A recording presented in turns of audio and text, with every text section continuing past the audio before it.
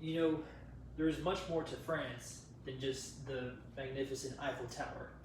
Now, yes, the country is one of the biggest tourist attractions there are out there, pretty much globally. But I'm here to talk about more in depth, you know, one of the more personal differences, and more subtle things that people might not know if they've never visited the place.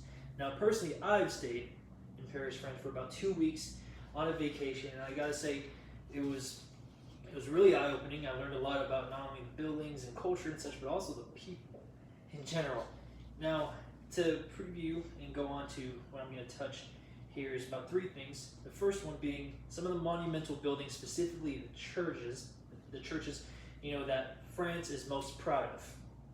Now, and second, some of the personal things in society that makes them different from us here in America and the communication differences. And the third is going to be a current event that actually happened around the month of March. So, that being said, let's start off and what actually makes them so attractive. Well, there's plenty of things that make them attractive, but one of the biggest things is a Gothic church called the Notre Dame, which in English would be Our Lady.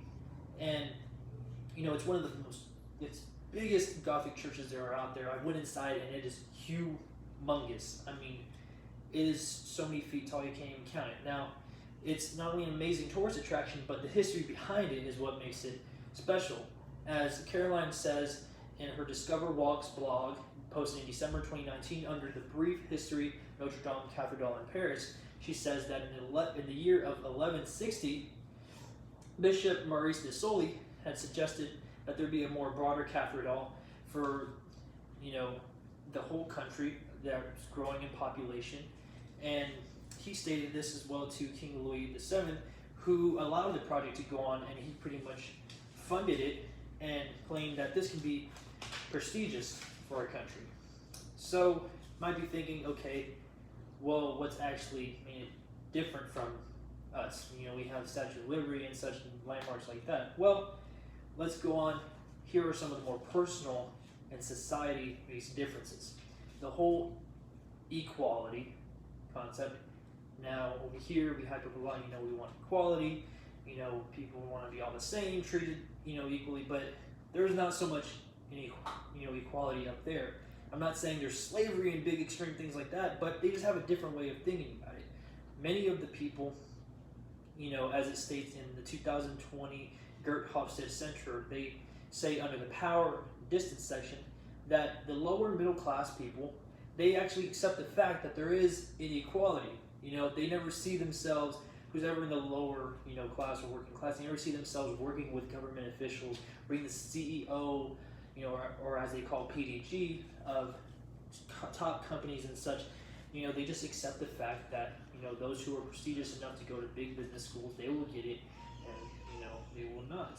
So, they just pretty much accept the inequality down there, which is really, really odd, and the privilege are not so discreet about it. They will show off, fancy cars and, big mansions and things like that. They don't got to live in the, apartment complexes and such that most of the middle class they live in. Now, secretly, the French in general towards Americans are much more prideful, and therefore they get spot out more easily. They will just be a little more rude, as such. Now, pride does drive the French, but here's the truth: is they're going through the same stressful scenario that we are right now. According to the Reuter World News post on March 31st, France has transferred about 38 critical patients through speed trains that they have to less overwhelmed regions in order to help give the patients all the treatment that they need to cure from the virus that's going on right now. The mortality rates have increased since the middle of March, the end of March, that they've stated as well. And this is the same situation that not only they are going, we're going, but globally.